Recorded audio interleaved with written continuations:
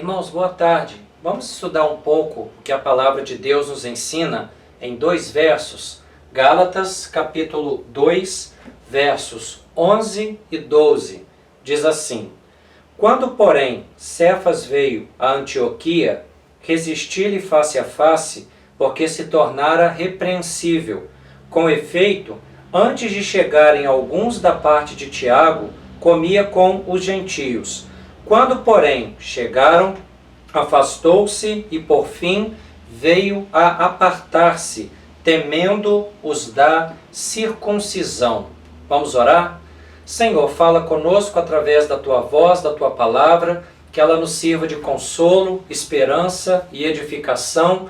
Abençoe a todos os irmãos da igreja, nos seus lares, nas suas atividades, no seu dia a dia, que o Senhor esteja sustentando e abençoando a vida de cada um. Fica conosco, nos abençoe, nos dê sabedoria para entender a Tua palavra neste momento. É a oração que te faço em Cristo Jesus, hoje e sempre. Amém. Irmãos, o texto que nós lemos aborda sobre duas atitudes de dois servos de Deus valorosos do passado, os apóstolos Pedro e Paulo.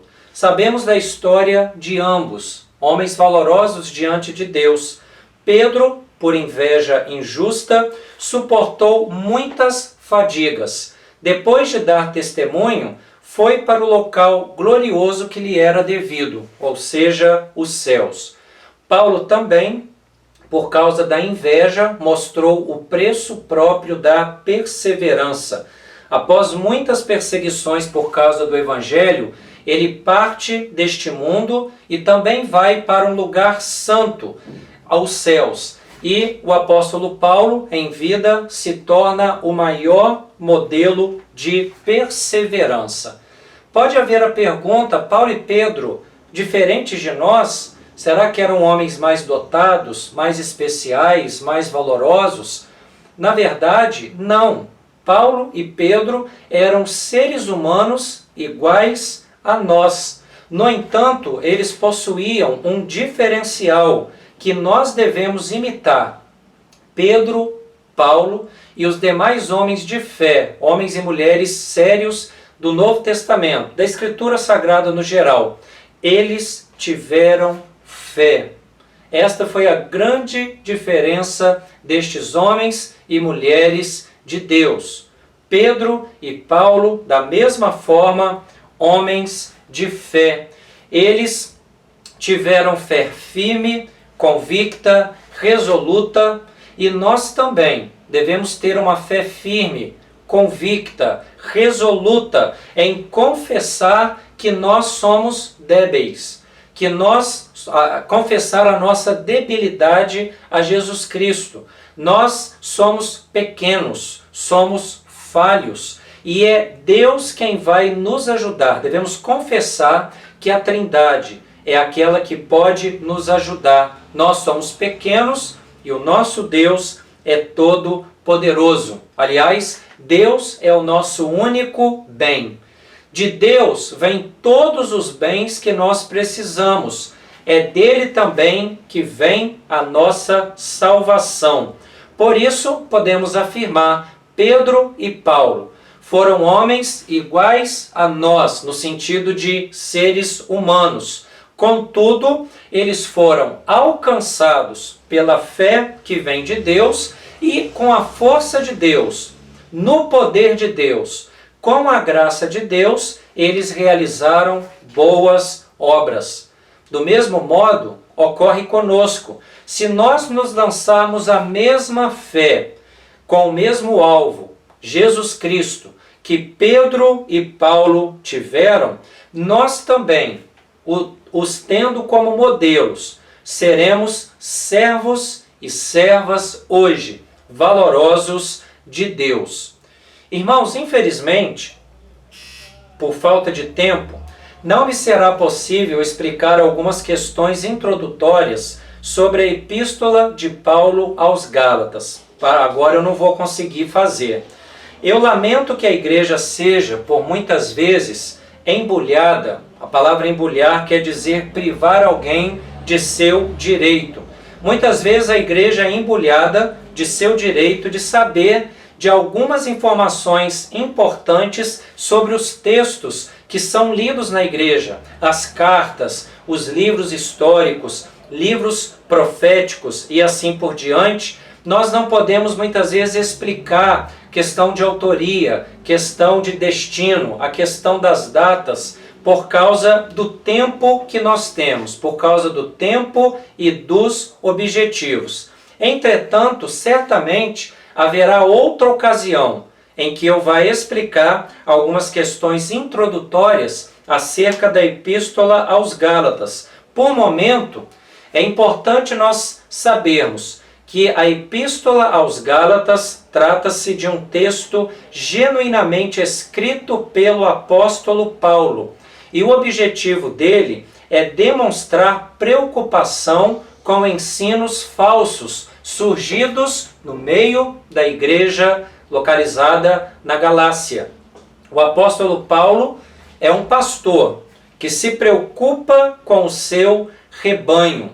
Aqui nós aprendemos um pouco sobre a questão da função, da responsabilidade do pastor, responsabilidade pastoral. O pastor cuida do seu rebanho. O pastor é responsável pelo governo das almas. E este governo das almas é a arte das artes. Por isso, é de grande temeridade. Temeridade quer dizer falta de prudência.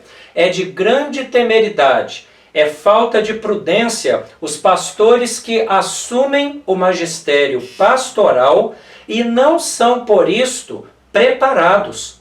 O apóstolo percebe falsos mestres ensinando a sua igreja e procura coibi-los de continuarem os seus enganos. Por que Deus tolera falsos ensinos? Por que Deus tolera falsos mestres? É uma pergunta que nós podemos nos fazer. Por que há dificuldade na mensagem apresentada por muitas pessoas à igreja, que acabam se tornando falsos mestres, pessoas que não têm uma vida cristã certa, coerente, que fingem, que ensinam aquilo que é equivocado. Fica a pergunta, por que eles existem? Qual é a função deles em relação a Deus? O apóstolo Paulo percebe falsos mestres ensinando a sua igreja e ele vai procurar coibi-los de continuarem os seus enganos. Certamente Deus tolera por algum tempo falsos mestres, mas com o seu juízo de desaprovação, ele os ignora. Isto significa que aquele que não conhece os assuntos referentes a Deus é por ele ignorado. Deus tem castigo para com os falsos mestres. No tempo certo, Deus pune esses falsos mestres que não respeitam nem a sua palavra, a palavra de Deus, e nem também os membros da igreja, lhes induzindo para o mal. Na Epístola aos Gálatas, é propósito do apóstolo Paulo nos ensinar que nós devemos tomar cuidado com falsos mestres.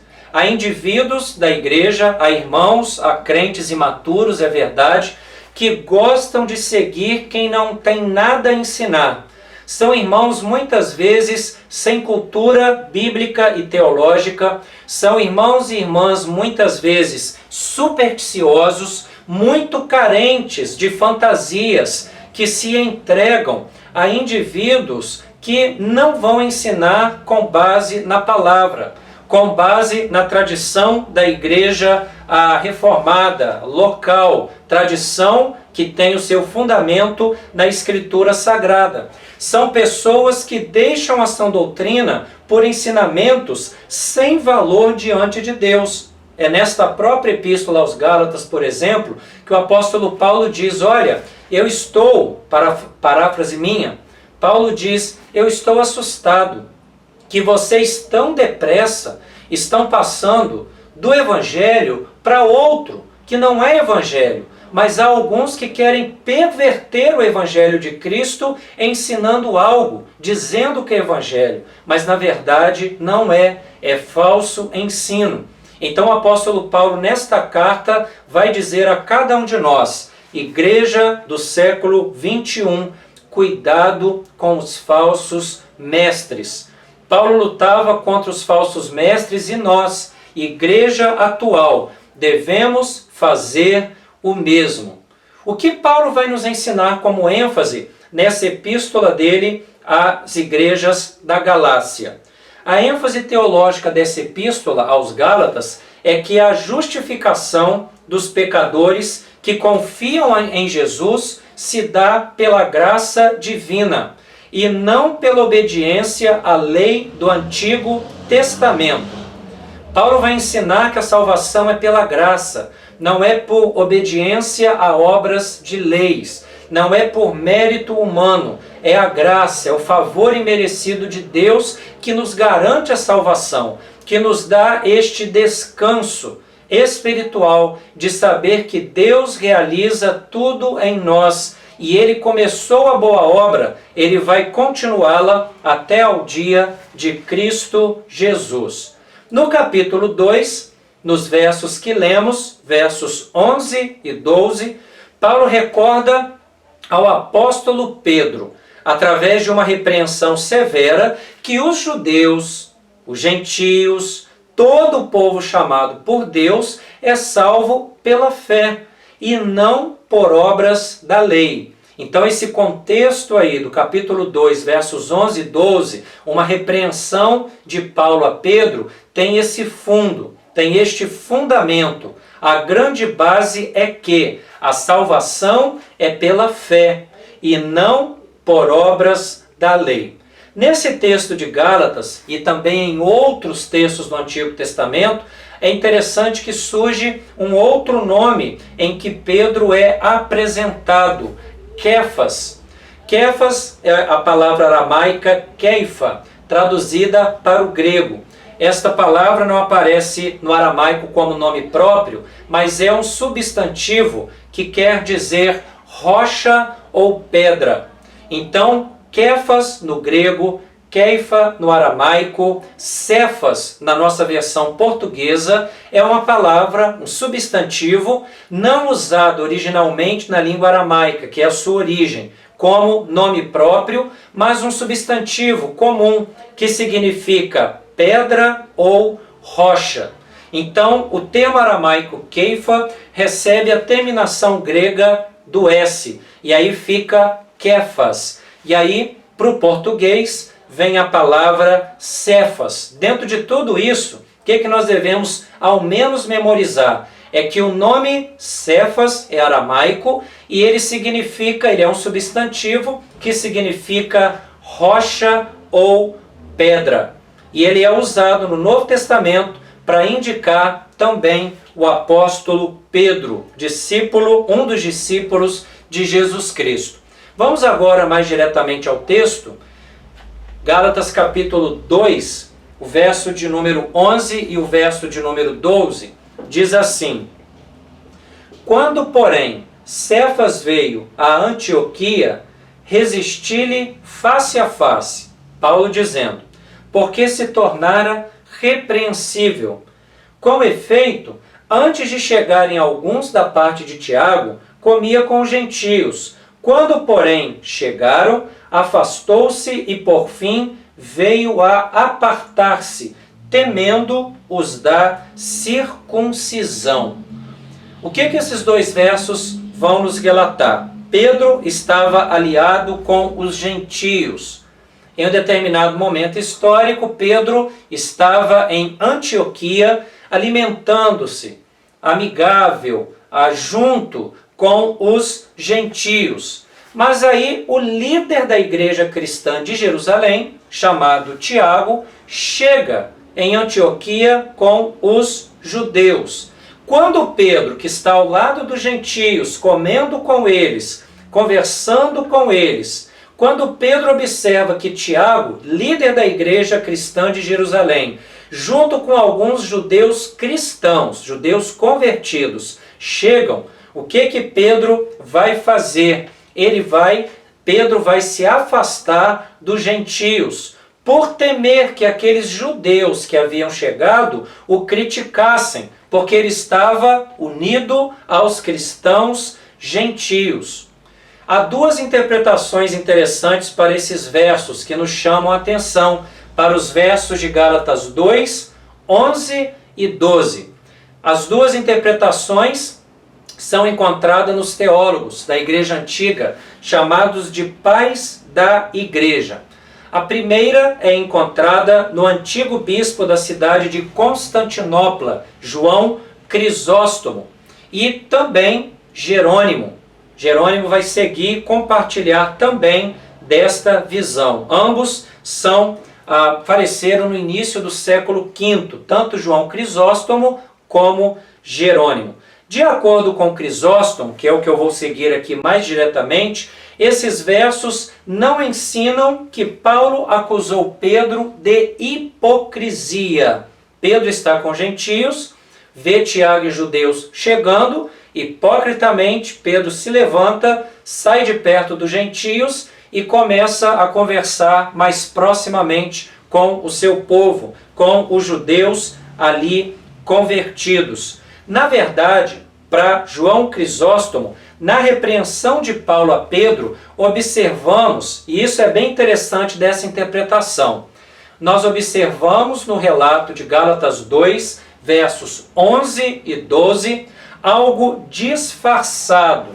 É um disfarce, é algo que vai acontecer, mas de uma forma disfarçada. Foi uma encenação de Pedro e de Paulo, visando o bem dos ouvintes. Esta não é a interpretação que nós seguimos, que eu, por exemplo, como teólogo sigo, mas é uma interpretação que é bom da gente colocar, até para nós aprendermos que a Escritura também é alvo de interpretações, autoridades do passado que vão interpretar de forma diversa a Escritura Sagrada.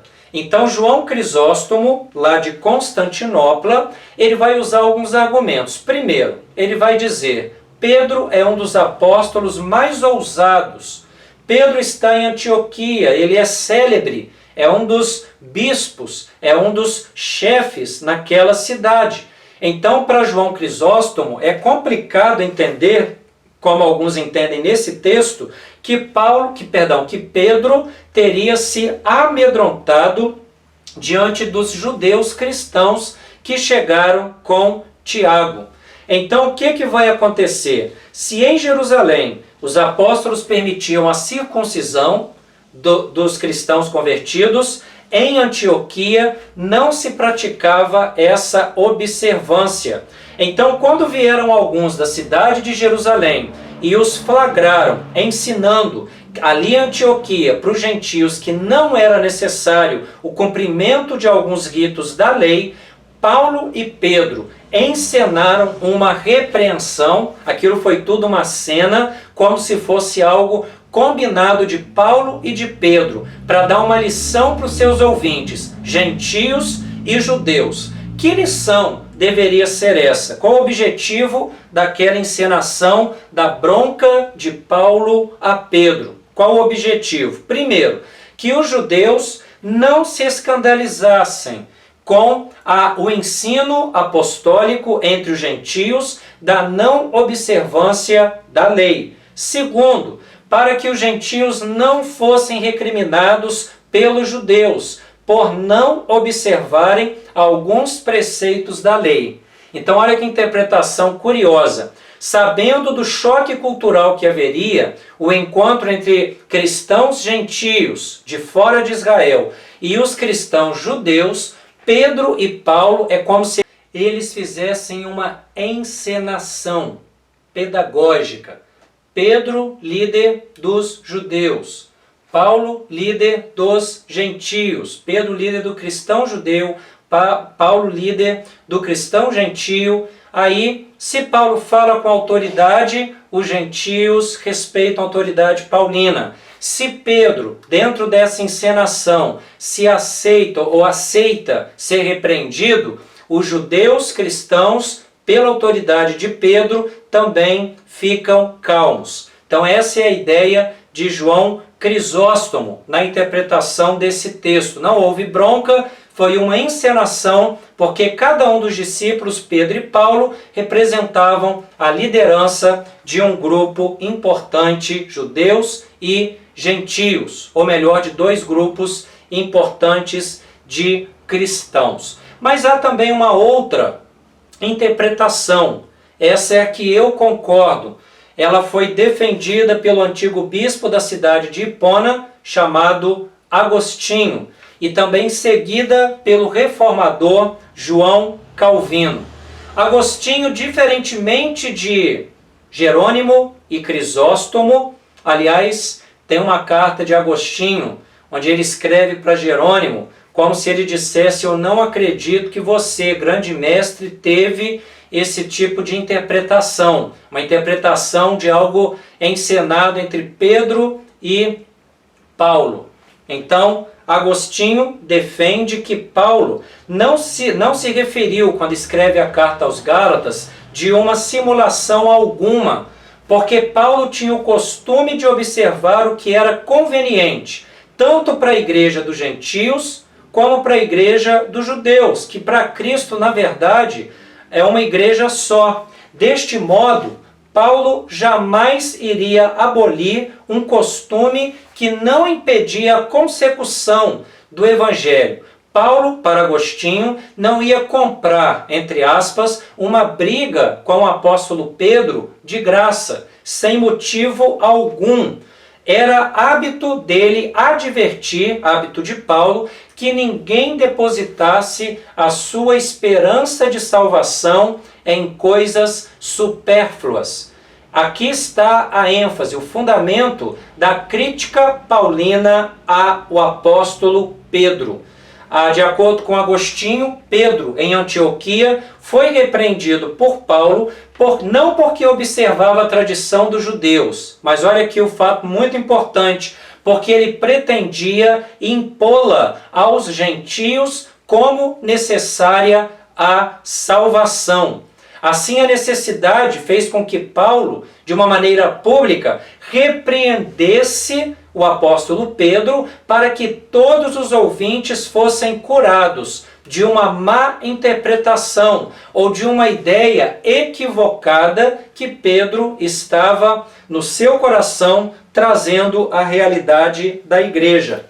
É bem provável que Pedro desejasse mais agradar aos judeus do que edificar. Além disso, ao invés disso, ele deveria ensinar o que é conveniente para toda a igreja. Então, duas interpretações, Jerônimo, João Crisóstomo, de um lado, encenação de Pedro e Paulo para ensinar uma verdade. Agostinho, e lá na frente João Calvino, dizendo que não foi encenação alguma, foi algo que ocorreu. Paulo precisava repreender Pedro, porque Pedro teve uma concepção equivocada a respeito da prática da fé. Então, o conceito interessante é que autoridade briga ou discute com autoridade. Dois apóstolos, ninguém ali querendo derrubar um ao outro, ninguém motivado por inveja um do outro, pelo contrário, dois apóstolos discutindo e aprendendo um com o outro sobre uma realidade da doutrina cristã. A salvação não é pela lei, a salvação não é pelas obras, a salvação é pela graça de Deus. Irmãos, o que esses versos de Gálatas vão ensinar a cada um de nós nessa breve meditação? 3 ensinamentos que eu quero deixar para a igreja. Em primeiro lugar, que a salvação não é pela obra da lei, mas pela graça de Deus. Há indivíduos que colocam sobre a igreja muitos julgos, pretendendo ir além da suficiência de Jesus Cristo para a salvação. Algumas igrejas começam a trazer novamente o Antigo Testamento para dentro de si. Há igrejas que colocam a Arca da Aliança para entrar no meio da igreja. Há igrejas que falam do púlpito como se fosse o santo dos santos, e assim por diante. Nós devemos tomar cuidado, irmãos, porque essa interpretação é tão equivocada que nem no Antigo Testamento a salvação era por esses rituais da lei. Então, trazer o Antigo Testamento para os dias de hoje, visando acrescentar algo à suficiência de Cristo em relação à salvação, é o absurdo dos absurdos. Em toda a história bíblica, sempre é enfatizado que a salvação é pela graça de Deus através da fé. A salvação se dá através da fé. Salvação é graça. Não significa que nós não precisamos fazer nada, no sentido de que somos salvos agora pronto. Não é necessário ir à igreja, não é necessário ler a Bíblia, não é necessário testemunhar, não é necessário pedir para Deus aumentar a fé, não é necessário exercícios espirituais, práticas devocionais que nos ajudem a confirmar a nossa fé. Para muita gente isso não é mais necessário, quando se fala que a salvação é pela graça. Mas, na verdade, não é assim. Quando somos salvos pela graça, pelo dom de Deus, em nosso coração, o pacotinho da salvação vem completo em nosso coração. E dentro deste pacote da salvação, vem o desejo de servir, vem a gratidão pela obra de Deus, vem tudo, vem o reconhecimento de tudo que Deus fez por nós e que é necessário a salvação. E a nós não convém a vanglória, não convém o mérito, mas o reconhecimento de que somos salvos pela graça de Deus. Este é o primeiro ensinamento, que esses versos, 2 versos apenas, já nos ensinam tanta coisa. Gálatas 2, 11 e 12 vão nos ensinar. Salvação é pela graça, não por obras humanas. Em segundo lugar, o texto nos ensina que devemos evitar agradar indivíduos que estão equivocados. É necessário que a liderança tenha uma palavra diplomática diante da igreja, porque senão tudo, absolutamente tudo dentro da igreja vira guerra. Mas essa palavra diplomática deve ocorrer quando não há dogmas de fé envolvidos. Por exemplo, há 2 grupos na igreja brigando para qual cor se deve pintar o templo.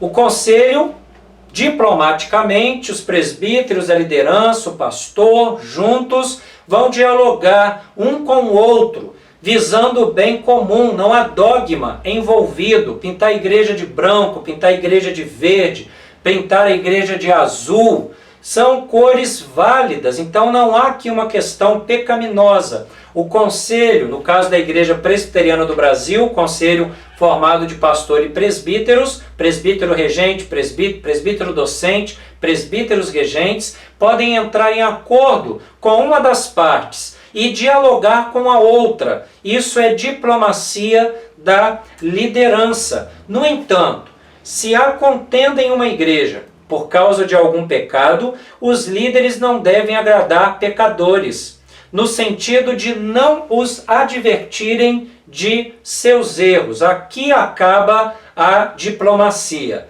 Aqui acabam os diálogos, porque com o pecado não tem diálogo. Com o pecado não há diplomacia. Então esse texto, onde Paulo publicamente repreende a Pedro, vai nos ensinar que devemos tomar cuidado em querer agradar os que estão equivocados. Pedro é repreendido por Paulo porque naquele ponto ele estava equivocado. Paulo não é diplomático no sentido de vamos arrumar uma solução mediadora, vamos dar um jeito. Não.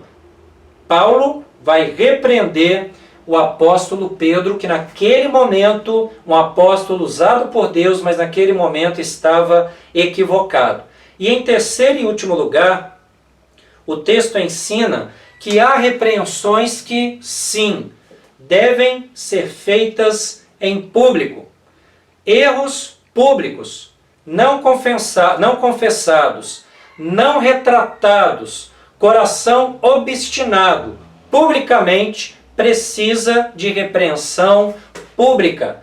A Igreja Presbiteriana do Brasil, por exemplo, tem ato, depois de todo o processo de disciplina, onde o acusado tem o direito de se defender, arrumar alguém para o ajudar, testemunhas e tudo e tal, fez todo o processo. Não foi provada a inocência do irmão ou da irmã. O que se faz? Disciplina. E a disciplina é avisada publicamente. Aqui sim, no aviso público, com ética, com respeito, para que a igreja tema diante da situação.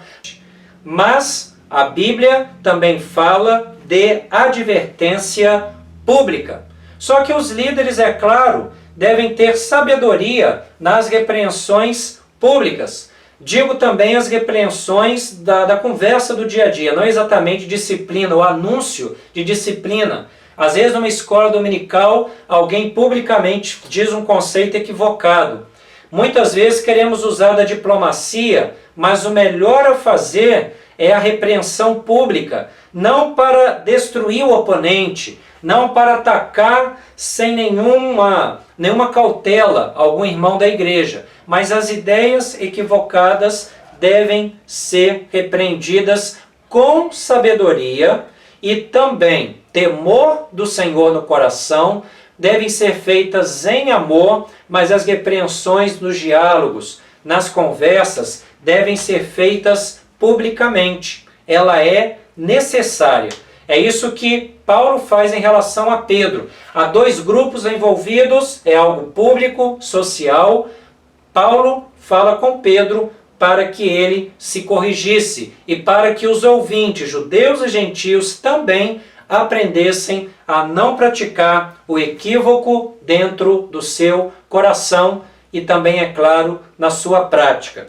Que Deus abençoe a cada um de nós, que esta palavra fale ao nosso coração e que nós possamos aprender a sermos uma igreja que não tolera o falso mestre, a sermos uma igreja que repreende o que é necessário ser repreendido, a ser uma igreja que sabe que a Bíblia tem interpretação, mas que nós devemos seguir. Aqui é a mais coerente de acordo com o contexto, com a literatura bíblica, com a teologia bíblica e assim por diante, que a nossa igreja vá ensinando e aprendendo sobre estas questões. Deus abençoe a cada um. Em breve continuarei os versos seguintes para nós aprendermos cada vez mais sobre esse contexto. Gálatas 2, do verso 11 até o verso de número 21. Deus abençoe e sustente a cada um de nós, hoje e sempre. Amém.